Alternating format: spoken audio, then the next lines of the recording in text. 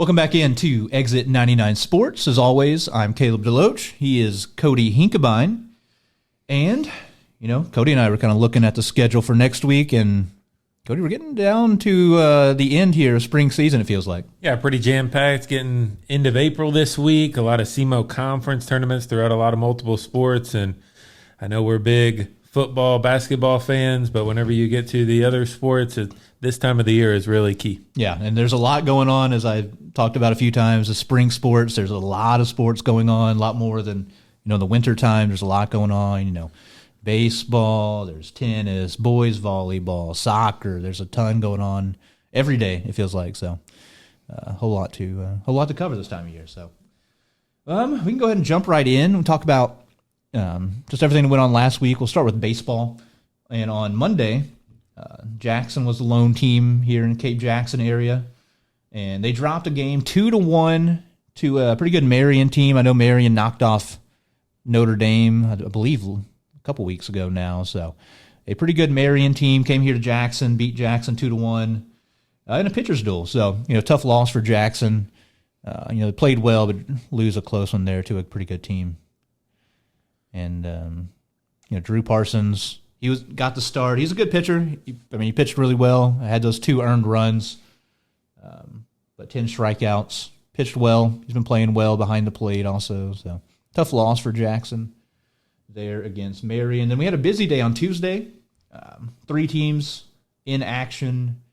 Cape with a big blowout win, I believe, at Windsor. They went up to their made-up game from a couple weeks ago. Rain won 13-1 over the Owls. Notre Dame beat Dexter. Big conference game there. Notre Dame won 6-4, which we'll get to here shortly. We have the conference tournament coming up pretty soon, and that's a tournament that anybody can win. And also on Tuesday, Oran, who's very, very good at baseball this year. They have a very good team. They beat Saxony 13-2. Maybe the one bright spot from that game, Zach Roth got a home run for the Crusaders, but they do fall down over at Oran. Like I said, tough team. I knew going into that game it was not going to be a game that was going to be won very easily by Saxony. Feels like Saxony gets in some shootouts. Sometimes they win them. Sometimes it's lopsided the other way, but they do come up on the wrong side, 13-2 this go around. Cody, you got Wednesday's games. It was another busy day. Yeah, busy day across Jackson. Another close game, losing to Farmington 6-5. A little bit of a slide there for Jackson, but you get to fill in a lot of these regular season games. It's just about getting ready, as it is a lot of these sports, getting ready for district time, which is coming up. A lot of close losses, too, for Jackson. It feels like almost, and wins. Feels like every game is a couple runs here or there. Notre Dame beat Kennett 3-1. TJ Bolin, very bright spot for the Bulldogs this year. He went 7 strong innings, 4 hits, 1 strikeout, 3 walks, 99 pitches for him. So good day on the mound for Bolin. Yeah, he's been pitching really well. Really, really good player. And, Kennett, a little bit down from where they have been, but it's always tough to go against Kennett. They're always well-coached, really talented. Then Saxony defeated Oak Ridge 5-3 to round out our kind of Cape County scores here. Yeah, Saxony grinding out a win. That was a game I thought they could win. They do take care of business there. And then, we mentioned Jackson having an up and down season, I would say, thus far. They've lost a couple games that you're not used to seeing them lose. They lost to Cape. They lost to Notre Dame. And then, they kind of grind their heels in and beat a pretty good Poplar Bluff team this past Thursday, 9-6. I saw the Jackson team gave the player of the game to the entire offense. Jackson had put up 15 hits. They drew 5 walks. They had 3 doubles and a triple to get to those 9 runs. So, they got a good win. That's a very tough Poplar Bluff team, Cody. Yeah, a lot of these SEMO conference teams hovering around the 500 mark, it seems like, this year. But we do know now that the conference standings have came out for the conference tournament. Poplar Bluff, the 1 seed, so very good team, very good win for the Indians. Yeah, just once again showing that it's going to be a wide open tournament, in my opinion. I think Jackson's a 4 seed, so yep. 1 through 6 could win a game, could win 2 games, and I would not be surprised at all. Cape hosted a wood bat tournament Friday, Saturday. I went over there for a little bit on Saturday. On Friday, they played Vashon out of St. Louis. Controlled that game. They won 15-0. Zach Dowdy got to start, and he was one hit away from a perfect game. He only had to go 4 innings, but those 4 innings, he gave up 1 hit, no walks, no earned runs. So good outing for him, and then the offense just mashed 15 runs. So Cape put up some runs this weekend also. On Saturday, they played Pattonville, won that 9-8, and they finished out with Crothersville on the backside of a doubleheader, won that 7-1. So a good weekend over at Cape Central. They are playing really, really well. What do you have their schedule? They're on what? Yeah, I can't say enough about the Tigers. 6 wins in a row over the past, 2 weeks. So playing very well. Yeah, they started bad. Like I think they were 0-6 to start the season. So, 6-game losing streak, 6-game win streak, kind of evens out here. Now just kind of see the momentum is definitely on their side. I like where they're at in the SEMO conference tournament. I think they have a good chance to make a run. They're going to be playing at home too. So, Cape, Coach Palmer, first season there, his son playing really, really well. A lot of guys playing well right now. The offense is really clicking. They're scoring a ton of runs. So, I've been really impressed, really optimistic about where Cape's at right now. Yep. And there's one game on Friday we did not get to finish. Jackson was leading Fox in the 6th inning. It got postponed 5-4. They're still allegedly going to make the game up at a later date here at Jackson. So shout out to Fox. You guys get to drive an hour and a half down here, play, hopefully, just like an inning and a half. I think it's the 6th inning, I think is when it's postponed. So hopefully Jackson hangs on to 1 inning and a half there, comes away with the victory. And so, once again, Jackson a chance to pick up a win, second win in a row in a weird way. They're hitting really well. Once again, Peyton Kite, Adler Flynn, Drew Parsons all picked up 2 hits in that game against Fox. So feels like they're kind of getting things going their direction. And then Cody, I saw they have the annual tradition now, I guess, Jackson playing up at Busch Stadium. They got a big win up there, right? Yeah, doing very well. They did play Edwardsville up there. I went to that game a couple years ago. They played Jacksonville, Illinois this year, beat them 3-1. Jacksonville, kind of a sloppy game on their side. They did have quite a few errors, but Jackson nonetheless takes care of business, wins that one 3-1. Yeah, weird sight lines, probably playing at Busch Stadium as opposed to a normal, smaller high school stadium. That's one thing my memory of, I went to one of those games, it's probably about 7 years ago now, I think. I want to say 2018 maybe, was the fielding issues at times teams have. Like big gaps in the outfield compared to normal, a lot of balls getting to the fence, a lot of singles turning into doubles, turning into triples in that game. But Jackson beats Jacksonville, the better Jackson team there. Jacksonville, a little bit of a drive. They're from around Springfield, Illinois area, my knowledge. So good win for the Indians, picking up 2.5 wins in a row, you can say, with the game against Fox pending. So good way to close out the week for them. Notre Dame also had a doubleheader on Saturday. They took on Gateway Legacy and Kelly. Kelly was the first game, and Kelly won that one 3-1. Kelly, kind of an up-and-down year. They started pretty slow themselves. Ross Peters pitched and hit really well for them every game. Ross Peters, started, gave up 1 run for Kelly, and Notre Dame gave up 2 runs in the 7th inning, top of the 7th, to drop that one 3-1. But then they avenged the loss back. They, kind of picked themselves up, won 6-2 over Gateway Legacy. Reed Morgan got the start in that one. He went 7 innings, 9 strikeouts, 3 hits, no earned runs. He was also hit really well in that ballgame. He went 2 for 3 with an RBI. So a good day at the park for Reed Morgan, and Notre Dame kind of split, goes 1-1, and they had a good week this past week as well. Yeah, kind of up and down season, as you talked about. Also, beginning of April there, they lost 7 in a row. They've won, I guess, now 4 of their last 5, so getting back on track. Yeah, good stretch. They're playing really well going in the conference tournament also. Yeah, and they're down at the 6th seed. That's a very dangerous 6th seed going into a conference tournament, especially being played, just down the road. That does it for baseball this past week. we have a few soccer games. A little bit slower week. Speaking of Notre Dame and Kelly, things didn't go their way on the baseball diamond, but on the soccer pitch, Notre Dame girls blew out Kelly 10-0. I will give Kelly the props of playing against all the big schools in Southeast Missouri. It has not been going their way this season, but Notre Dame picks up the 10-0 win there. They've been playing really, really well recently. They had really tough schedule to start the season. They've really turned things around. They've gotten wins over local other teams like Saxony, St. Vincent, now Kelly. And so they're playing pretty well at the moment. They won that 10-0. Also on Tuesday, you had Saxony taking on Poplar Bluff. Poplar Bluff does come away 2-1 winning there.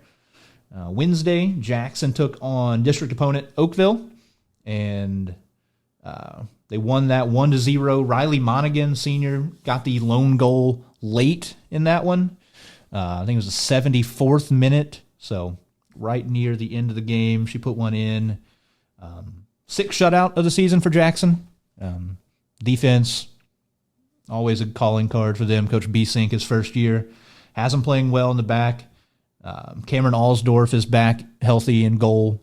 She had been out with a hand injury for a while. Addie Sander, only a freshman, came in and played for her for several games, about a month or so, and played really, really well back there. So, I expect them to kind of be clicking, start playing pretty well here, closing out the season. You got their schedule put up, Cody. I mean, it's going to be tough to end the year for sure. Yeah, they improved to 9-2 on the season. So you figure through 11 games, they've allowed 8 goals. Pretty good. Not bad. Pretty good efficiency there. But, yeah, you got a couple of tough games. You're at Corjesu. Obviously, St. Vincent's going to be a tough one. Poplar Bluff, all of the rivalry games coming up. Yeah, and then another kind of local game, Cape took on Farmington this past Wednesday, blew out Farmington. Cape, another team kind of getting into form. They had some tough games early. I saw Duncan McKinley said, their coach said that conditioning was a little bit of an issue. Feels like they've kind of figured that out a little bit. Pick up a big 7-2 win. That is, quite the offensive explosion for Cape Central, putting up 7 goals on Farmington. Farmington down a little bit, but still a nice win for them. Yeah, what do you got? They've won 2 in a row, right? Yeah, Cape's 3-6 now. A couple of winnable games coming up, under 500 teams, Fredericktown and stuff. So Fredericktown at 1-10. So yeah, definitely a winnable stretch. Yeah, they have a good stretch ahead. And then the last game in the area, Saxony dropped another one, 1-0 to St. Pius X. St. Pius X, pretty good, small private school as well. A lot of St. Pius X in Cape County this year, playing every sport for some reason against Notre Dame, Cape, Saxony. So, but yeah, St. Pius knocks off Saxony 1-0. Saxony girls a little bit down this year. What do you have them at, Cody? 2 wins right now? They're 2-5, but same thing. Winnable games coming up. They have Kelly, Fredericktown, North County, so some winnable games on their schedule too. Yep. Still, they have rivalry game here against Cape Central down at the end of the schedule as well. So a lot of soccer still to play for the Crusaders. See if they're able to kind of bounce back a little bit. A team that's used to having a lot of success generally, I would say. So I expect them to kind of get things turned around. Coaches do a good job over there. And so that does it for girls soccer. At the moment, I will go ahead and pull up a couple of track meets we had. Cape and Notre Dame went up to Festus called the Tiger Town Invitational. Festus is the Tigers, if you didn't know. Had some people run pretty well up there. Just kind of going through some of the results over on the boys' side. Andy Peterson, Notre Dame, ran really well. He finished in 3rd in the 100, and he also came in 2nd in the 200, 23:10 in the 200. Was it 11:42 in the 100? So, pretty good meet for him. I hadn't seen Andy finishing that high in some of these. They might have, I don't know. Track is always a weird sport, injuries, rest, things like that. Yeah, he's running really well right now. Excited to see what he can do. Kind of closing out this season for Notre Dame. Not a team that has a lot of, a team as a whole that has a lot of threats usually in the sprints. So if he is able to kind of keep that going, I'll be impressed with that. And then, as always, Notre Dame this season, always, only a freshman. Aiden Morris continues just absolutely tearing it up in 3,200. He runs a 9:38. He just keeps it up. He's going to be, if he holds this pace in the state meet, he's capable right now of, placing high in the state meet right now. As a freshman, 9:38 is a very, very good mark. That would have put him, I think, in Notre Dame's class right in the middle of the pack in the state finals. So Aiden Morris, out of his mind running, only a freshman, comes from a good line of runners, a good program over there, distance runners in Notre Dame. So not too surprised. And Jackson Jones, other Notre Dame runner, comes in fourth there in the 3,200. Over in hurdles, Trenton Powell continues hurdling really well. He won the 110 hurdles up there at Festus in 15:42. And then over in the 300, he comes in fourth at 40.86.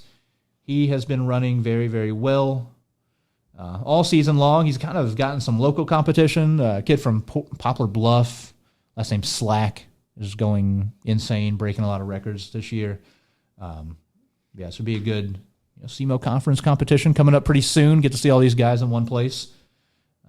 Over in the relays on the boys' side, Notre Dame comes in fourth in the 4x1. Cape gets sixth. 4x2, Notre Dame is fourth. Cape is seventh. And in the 800 sprint medley relay, Cape Central comes in fifth place. Notre Dame not have a team in that. 4x4, Notre Dame's in fourth. Cape's in fifth. So they're very, very competitive between those two. Notre Dame in second in the 4x8 as well. The jumps have been really hit and miss for both teams. Nobody placing all that high out of either squad. However, I guess you'd want to consider the pole vault a jumping event.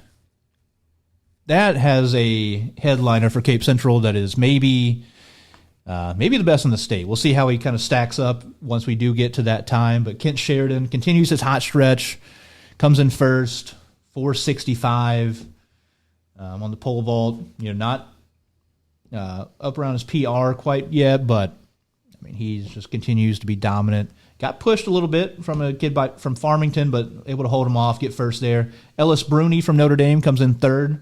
He gets over 4 meters as well, 4.09. So a good meet for both of them. And then in the throwing events, Cape Central has a guy in Isaiah Husky that is doing very well right now, throwing, especially over on the shot put. 17:55, the next closest thrower was over 1.5 meters behind Isaiah Husky. So he's throwing really, really well right now. I'm excited to see him get into the postseason, see what kind of noise he can make. And then Zykel Hall from Central comes in fifth there, 15:34. So good meet for both of them. Over on the girls' side, a little bit of mixed reviews, not the same amount of high finishers as the boys' side. But the one person I definitely want to highlight who has been running really, really well this season, Martina Ressel, only a freshman over in the 3,200. So Notre Dame has, going to make the claim, the two best 3,200-meter runner freshmen in the area. Martina's been running really, really, really well. She comes in second, loses by under 1/10 of a second in that race to a girl from Lafayette. So getting pushed a little bit. That's good to see. And she's another one who, I expect to see come state championship time. She's been running very, very well all season long. And then, Cape Central showing out pretty well in the relays all season long. Their 4x2 team comes in second. Their 4x1 team in fourth. They've been running pretty well this season. They had their sprint medley team came in first up at Festus. So they've been doing a good job. Their sprinters are pretty solid. Taraji Riley did not run, I saw up at Festus. So maybe just taking a day off for rest, things like that. Getting more people involved, obviously, as well. You got to try to kind of balance keeping your legs fresh in track season. I know over in the other meet I'm going to talk about at Ladue, where Jackson was at, the Reagan brothers did not run any individual races up there. So, you just kind of got to balance it, especially whenever you're going into the postseason. You got SEMO conference, districts, things like that, where you're going to be running, maybe 3 races, maybe 4 races. So try to keep your legs fresh coming into the end of the year. Jamie Dawson-Ide came in third in the Long jump for Central. She's been jumping really well. Grayson Maurer from Notre Dame gets first in the triple jump. Abigail Spooler from Notre Dame gets first in the pole vault. Their field side of Notre Dame has been performing really, really well all season long to this point, and they continue to do that. Mary Human comes in fourth in the shot put, so good meet for Notre Dame. Cape Central has a few people step up that did really well. Obviously, Kent Sheridan, as always, really showed how dominant he is. Over in the pole vault, up at, like I said, Ladue, Jackson was up there, kind of by themselves. A big-time meet. Some schools from Kansas City came over. A lot of St. Louis schools were there. Like I said, no Reagan brothers in that one. So in the 100, Jalen Hampton ran pretty well, 11:47. He finishes about middle of the pack. There's every race, 30, 40, 50, 60 kids up there. So he ran pretty well. In the 100, him, Memphis Maddox, Evan Turley, they've all been running really, really well this season. They're big parts of the 4x1 and 4x2 teams for the Indians as well. So they did a good job over in the 16. Aiden Needbalski came in fifth place up there, ran 4:33. Pretty good time for him. In the 32, Chase Wendell came in sixth, 9:56. In a pretty competitive field in the 32. Ran pretty solid, good result, I would say, for him as well. And as always, Brooklyn Williams jumped really, really well on the girls' side. She's somebody I kind of expect to maybe make a push for the state meet in the long jump. So she continues to perform well. And then I will say Amelia Fox, somebody else I definitely want to talk about. Only, I believe, a freshman as well in the pole vault, has been performing well all season long. She comes in second up here at Ladue. Once again, like I said, a pretty good field to come in. Second in is very competitive. A lot of girls in the pole vault up there. Lily Morningstar comes in fifth from Jackson. So Amelia Fox consistently pushing that low threes, mid threes range in the pole vault. So it's exciting for her. The only person ahead of her is a senior. So a good run for her, good run for the Indians. And, we are getting pretty close here to the postseason in track. So it's a pretty good time in track and field. Like I said, the Reagan's not running, so no crazy times to necessarily report here, but a pretty good meet for the Indians, pretty good meet for Notre Dame and Cape as well on Friday up at Festus. So, Cody, I think you've got golf results. And over at Jackson, they hosted their tournament at Kimberlin, right? Yeah, so Ian Lambert, actually in a one-hole playoff, shoots a 67, wins the tournament at Kimberlin. As a team, Poplar Bluff ends up winning it. Jackson finishes second with a combined 286, and then Jackson's red team finishes fifth with a combined 318. So good showing at the home at Kimberlin for Jackson. Yeah, pretty good depth there for the Indians, having two teams finish top five over there. And Poplar Bluff shot an absolutely out of their mind score. They broke all kinds of, I think, team records, state records, stuff like that. So they end up having second, third, fourth place finishers. Thomas shot a 67, Love a 68, and Barks a 69. Yeah, not bad. So if that's your home course, kind of how hard that is to do. Well, three players there at Poplar Bluff under par. So. Yeah, they're balling out. And Marshall Earnhardt also came top five for the Indians at 70. So yeah, pretty good showing for the Indians. Like I said, kind of showing off the depth a little bit. They've been playing pretty consistently. Just about every tournament I've seen, they've been getting guys, their whole team below 80. So that's what you want to be doing this time of year. It feels like they're kind of dialing it in. And then on the tennis courts, you had a busy week for some local teams, especially Jackson. They had a bunch going on, a lot going on. They took on a very good Notre Dame team. Beat them 5-4 as a team. So congrats to them. I was a little bit surprised. Notre Dame's been playing really, really well. Notre Dame went to Bluff and won an invitational there. They came, I think a point behind Bluff in the team standings as well in the SEMO conference. So big win there for Jackson. And then the very next day, they play that good Bluff team, Jackson does, and lose 5-4. That's pretty good individual showings, Trent, a lot of people got to the finals, or a lot of people played well in the finals, I should say. Trenton Shorig, Jeremy Essner came up one shot short, 8-7 against Poplar Bluff. Tyson Ford and Warren Jones do win their double in 7-4. Their doubles match 7-4. Get it out of my mouth here.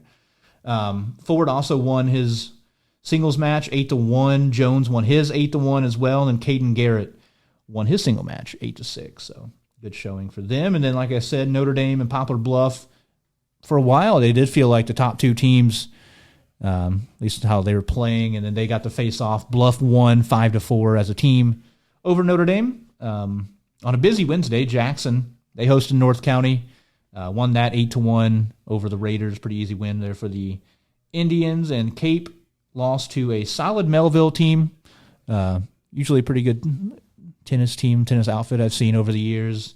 So Cape drops that 5-4 as well. And then we had a pretty busy day for the Indians over at the doubles tournament at Cape. That's the only results I have, so don't shoot the messenger here.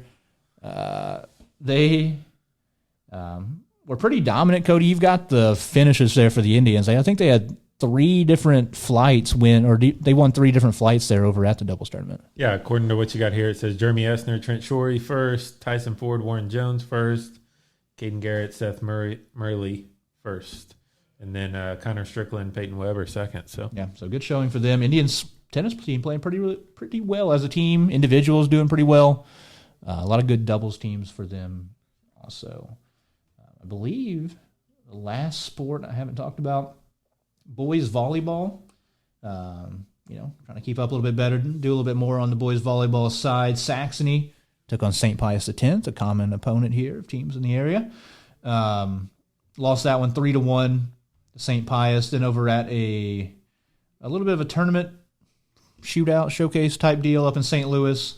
Notre Dame actually beat Saxony 2-0, and Saxony lost to Lutheran South 2-0 as well. So a little bit tough week there for the Crusaders, playing some tough competition. Notre Dame playing well, and they'll have a busy week this upcoming week. I think that does it for this past week.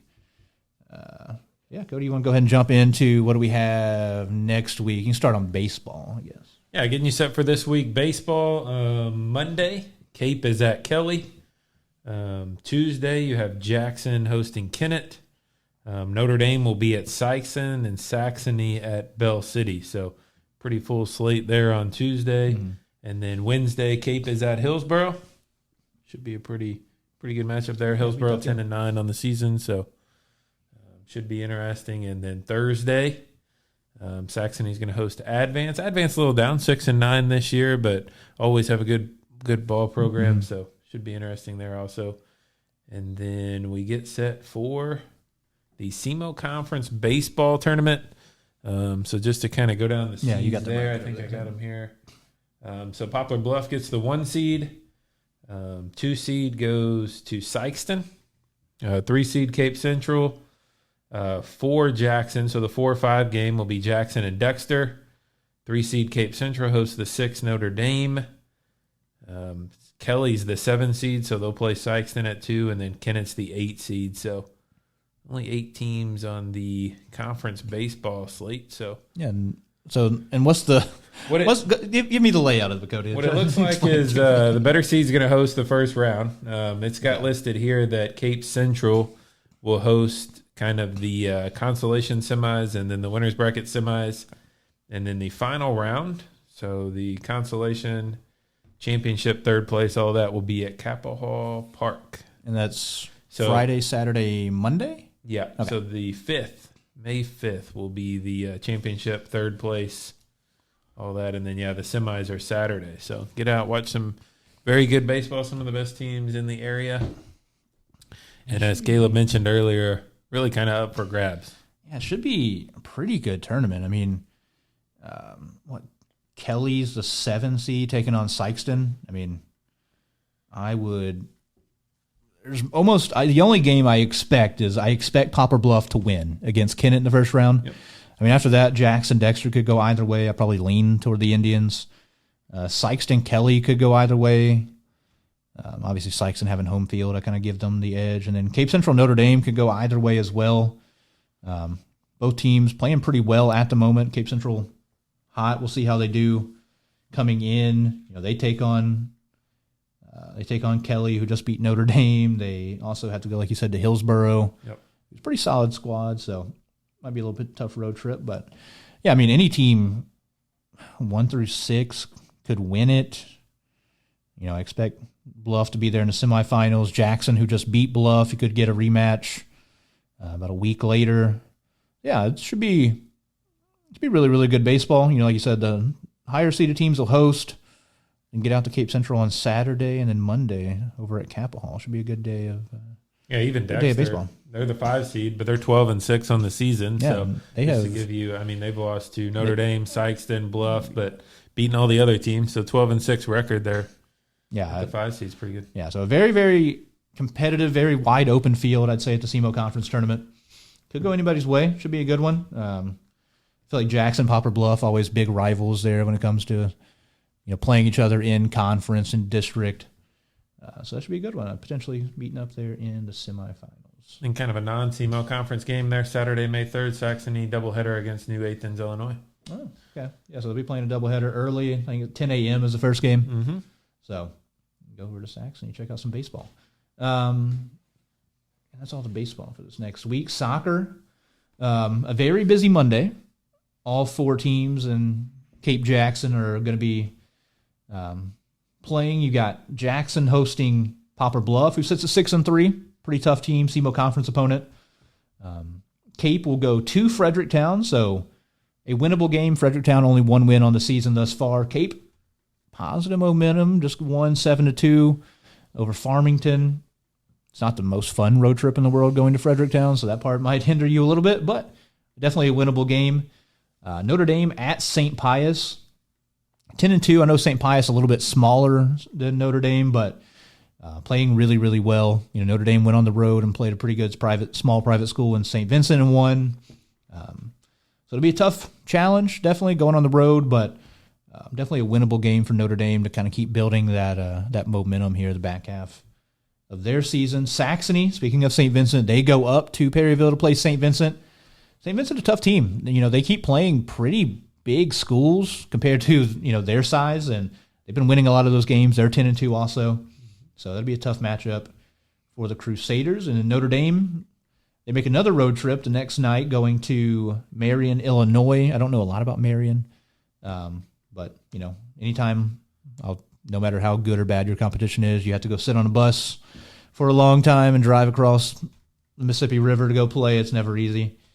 That's the lone game on Tuesday. Wednesday, Jackson goes to Corhay Zoo. You want to talk about challenging yourself. Corhay Zoo is, I believe, the number 1 team in state, and I don't know how or why I saw this, but I randomly came across a guy that was talking about Missouri high school girls soccer and basically said that he expects Corhay Zoo to be the state champions. They're very, very good. They're very tough. So this will be a heck of a challenge for the Indians. I mean, Jackson, though, they're a team that you see winning districts about every season. They are a team that's very competitive at the state level in the highest classification here in Missouri. So Jackson definitely, they have the talent to go up there. They have the high-end talent. Like I said, Cameron Alsdorf is back in goal. So 4 p.m. start there on Wednesday at Corhay Zoo. Will be tough, but I'm excited to kind of see where Jackson stacks up against a team of that caliber. Yeah, Corey's 8-1 on the season. They have split with St. Joseph's Academy, so very good team up there. And the other game on Wednesday, Cape is hosting North County. North County about 4-10 right now. So another opportunity for Cape to maybe pick up a victory, keep getting the tide rolling their way, and then take a day off Friday. You have a couple of games. Jackson will be playing Northwest, who, throughout the years has been a tough opponent for Jackson. They're usually a district opponent, so you see them a lot. And then Cape Central is at Poplar Bluff. So not an easy game for the Tigers. It might be tough making that road trip over to Poplar Bluff. Bluff usually a decent team, SEMO conference opponent, so we'll see how that one goes. Should be pretty good battle over there. Pretty good SEMO conference battle. Cape has already knocked off Sykeston this past, or a week or two ago now at this point. So playing pretty well against SEMO conference teams. And then I think that does it. That does do it for girls soccer. You got tennis schedule over there, Cody. What do we have for this next week? Yeah, pretty busy tennis slate. You got Jackson boys.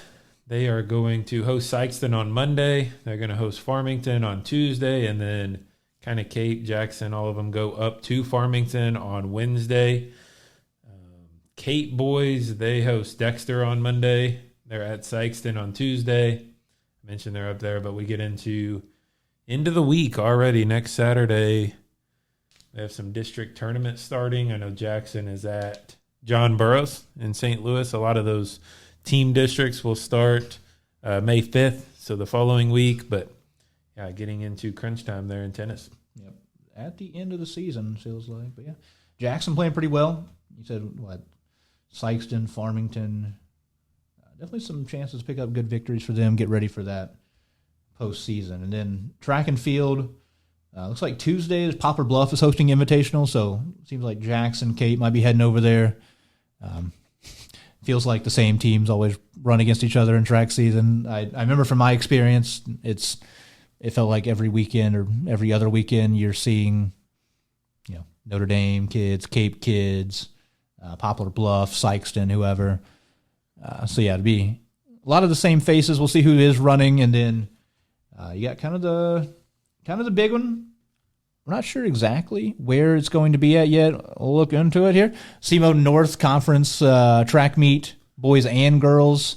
It says it's the location is Cape Girardeau. Yep. But it did not specify Cape or Notre Dame, right? Yeah, some of the schedules said Cape, some of them said Notre Dame. It's in Cape Girardeau, so the SEMO Conference boys track might be over there at Notre Dame then. That is where a lot of people's season around here started, over at Notre Dame. And so, regardless, should be entertaining. A lot of good runners in the area that we keep talking about. Most of them, from the Cape Jackson, Notre Dame group. You got, like I said, Notre Dame has some really, really talented young distance runners. Cape Central's got Kent Sheridan, who has, state medals on his mind. They have good throwers over there. They have pretty consistent runners. Jackson, we'll see what the Reagans are doing, what they're competing in. The Indians also have very good, people in the field events. Bryson Wessel, I didn't mention, he did well this past weekend. Gavin Shin, Katarina Ellefson on the javelin's been throwing really well. So it'll be fun. I'm definitely planning on getting out there. Hopefully the weather stays good. Please don't rain. That's all I ask. And then I'll be out there. If it is a Notre Dame, it's like I can throw a rock from my house and hit Notre Dame almost. So I won't complain about that. Yeah, that's pretty much it for track this upcoming week. Boys volleyball, decently busy week. On Monday, Saxony goes up to Seckman. I don't know much about Seckman boys volleyball-wise, but definitely a chance, I think, for Saxony to pick up a win up against the Jaguars. On Tuesday, Notre Dame will be hosting Lutheran St. Charles, a little bit of a private school battle there. Then they turn around Wednesday, take on St. Mary's Southside. Once again, I don't know a lot about St. Mary's Southside outside of, basketball they're really good at. But outside of that, I don't know too much about what they have going on over there. And then Lutheran St. Charles, they missed being in Cape County so much. They come back on Thursday, and they will play at Saxony. So it'll be a tough battle there for Saxony. We'll see how they do. But yeah, a couple of Lutheran St. Charles matchups here in the county. And, we're getting close to another local battle between Notre Dame and Saxony taking on each other here. So that does it for volleyball. Cody, you have the golf schedule for this next week, I believe? Yeah, so golf Monday, the 28th, Jackson and Cape are up at a Melville tournament. I believe they play at Crown Point over in Farmington, so pretty nice golf course there. The 30th, Wednesday, the SEMO Conference Tournament. Fox Haven down in Sykeston is going to be hosting that this year. Another good course. And then turn right around Thursday. So conference tournament, I believe that starts at 9 a.m. So that'll be kind of an all-day deal down there at Fox Haven. And then Thursday, Jackson, Poplar Bluff, Notre Dame, Cape. A lot of those same teams will play at Cape Country Club. Love that. Thursday the 1st. So. Yeah, they didn't see each other enough the day before and spend 8 hours together. Also, shout out to you guys playing at 9 a.m. Can't be me. When I was in high school, could not be me playing at 9 a.m. Couldn't be bothered to do any sport at 9 a.m. So y'all have fun with that. And then you got Saxony up at Perryville. Yeah, Saxony and Perryville also on the first. Yeah, that'd be cool. Yeah, that pretty much does it for this next week. A lot going on. We are pretty much the last week, 2 weeks here of the regular season in most sports. So yeah, definitely if you have an opportunity, I'd say get out, check out some of these games we've talked about. There'll be a lot going on here in Cape Jackson, Fruitland. So yeah, definitely get out, check out some of these, check out some of these kids that are competing. They've been, pushing themselves, practicing hard for a few months now. So definitely go see how kind of those fruits are paying off for them. Yeah, some of these sports, you're like, man, I'd like to get out and see that. Never really went and seen that sport, this sport, tennis, track, any of that. No better time than their conference tournaments where you can see kind of all the schools in one time, one area. Yep. So, just any other housekeeping here. We'll have a few random commitments I saw over the past week, and then I know we're going to talk about Caden Carper and people over at Semoball put out their winter sports finalist. So that's exciting. Kind of see who from this area is going to be up for some of these awards. I know, but getting back to the commitments, Jackson senior soccer player Jake Johnson, he is committed to go to Quincy University. I know his dad, assistant coach Rob Johnson over there for Jackson as well. So congrats to Jake. And another local senior, Brooklyn Moss, a guard over for Cape Central. She's committed to Moberly, so it's pretty nice commitment for her. She's somebody I've seen play basketball for a long time. She played travel basketball with my youngest sister. So it's been, working hard, working for a very, very long time. She's definitely grown exponentially here the last couple of years for Cape Central, and she had a really, really good senior season working with their new coach there, Summer McCauley Purdue. And, yeah, got her up to Moberly Area Community College, so that's exciting, big-time basketball there. A little bit outside of Cape County. We mentioned it beforehand. Dontrez Williams of Sykeston and Jadis Jones of New Madrid are now teaming up at Lindenwood, so that's pretty cool. I know SEMO will have a couple of local kids as well, so you get to see all those kids maybe match up against each other. That'd be pretty neat. And then the other thing I saw was Coach Noel Trimmer. He's been around this area for a long time, coaching a bunch of different schools. He's being inducted 2025 Missouri Basketball Coaches Association Hall of Fame this year. So congratulations to him.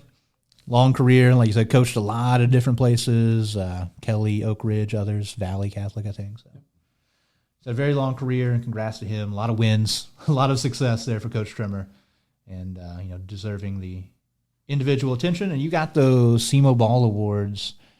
It's not just our little area here, so it kind of encompasses all of Southeast Missouri from like Perryville to the Boot Heel. So I believe they're going to be right around the ESPYs, July 16th, 18th, somewhere around the middle of July, be the awards. But the finalists came out. So boys basketball, you have from Sykeston, Tristan Wiggins, PJ Farmer, Jackson, obviously Cole Deck. Woodland had Corbin Kinder. Notre Dame, Colton Johnson. Kobe Watson from Scott City. So a lot of them. We saw some of the Caruthersville, Jermonte Alexander, Risco, Sammy Smith, Noah Johnson from East Prairie, and then Landon Burkhardt from Puxico. Yeah, a lot of very, very deserving players. It's gonna be some tough choices. Yeah, it's a deep group. A lot of kids that obviously they're up for the award, but a lot of really, really good individual seasons, a lot of good team seasons. You see. Landon from Puxico went to the Final Four. Kinder went to the Final Four. So a lot of really, really good seasons for these guys. If I had to make a pick, it's probably going to be PJ Farmer. I know he was SEMO Conference Player of the Year, and we'll see how that goes. And he's going to SEMO. It usually doesn't hurt either. Yeah, Landon and Corbin, the only two that are not seniors, so a very senior-laden boys basketball finalist there. Yeah. Over on the girls' side, you want to go through that there? Yeah, over on the girls, you have... once again, another loaded group. Cameron Alsdorf of Jackson, Carson Haygood from Doniphan. She led, her school to a state title. Jade Berry at Delta. Kate and Bree Rubel, twin sisters from St. Vincent. Elise Edwards from Kennett. Landry Hammondtree of Sykeston. Ireland Gowan of Poplar Bluff. Parker Ernst, Neelyville, and Janiah Smith of Portageville. Once again, like we said, a lot of people that had, crazy individual careers, seasons, but a lot of team success. I mentioned Haygood and Donovan won a state title. The Rubel twins, they went to the Final Four, lost in a championship game. Janiah Smith and Portageville went to the Final Four. Neelyville had really, really good season. And I don't know. I can't really make a call on who would be favorite there. I mean, there's so many options. Like I said, Haygood, only a sophomore. I think it was Player of the Year in their classification. Jade Berry, I think, was Player of the Year in her classification. Elise Edwards averages like 50 points per game. That'll be a tough group. I'm refusing to make a call on the girls' basketball. I'm holding out. Can't make me. Then you have wrestling over there. It is, we'll say Jackson Layden. Yeah, so boys wrestling, none of those Jackson wrestlers, those seniors, you have Cade King, Bryson Wessel, and Grady Rice, all juniors. Joel Moore is a sophomore, so those 4 from Jackson. You have Connor Henderson from New Madrid County, Connor Poole from Cape. You have Kevin Thompson from Kennett, Sam McGill from Sykeston, Branson Crum from Poplar Bluff, and Cole Williams, Notre Dame. Yeah, good group. Very good group there. I'm officially leaning Bryson Wessel on that one. I will make a call there. He got 3rd in state as a heavyweight, I believe. So, great season for him. And the girls' side, pretty good group as well. I've seen a few of these names that had crazy good seasons and careers. We got Kaylee Milam from Jackson, Zoe Freeman from Bluff, Andy Munoz from Kelly, only a freshman in there. Ellie Douglas and Chanel Williams and Dayton Owens, all from Sykeston. You've got 3 from Kennett, Abby Johnson, Heather Jones, and Jaslyn Covington. And then Taylin Kahn Harris from Dexter, also a freshman. I think Freeman from Poplar Bluff is probably the favorite to win that. My pretty sure stat of the day is I'm pretty sure she won state 4 years in a row. Or she won conference 4 years in a row. She won state, I believe. She's a monster, so... She did good. I know Milam from Jackson got 2nd in state, so good showing from her as well. But I'm leaning Freeman from Poplar Bluff winning that. Yeah, and then they had a few more on there, but big Lifetime Achievement Award. Brad Woodenborn, know him well. He was on our golf board when I was at the City of Cape, so very deserving from Notre Dame. Lifetime Achievement Award. And then it does say right there, LaCroix Church, July 18th, so that'll be the Semoball Awards. Yeah, I did. A little history lesson for everybody. You said Brad Wittenborn Lifetime Achievement Award. Mm-hmm. I was curious about what Brad, the exact numbers and stuff like that. I mean, as far as coaching goes, just an incredible, incredible career. Yep. Hall of Famer in 2016, Missouri Sports Hall of Fame, that is. Went 368 and 154 as a soccer coach from 1991 to 2012 at Notre Dame. Won 3 state titles in soccer. Came in 3rd twice, won 2 state titles as the boys basketball coach at Notre Dame in 86 and 87 with, Wrestle and Dohan, inside-outside combo. He's in the Notre Dame Hall of Fame, Missouri Soccer Coaches Hall of Fame. So a fabulous career for Wittenborn.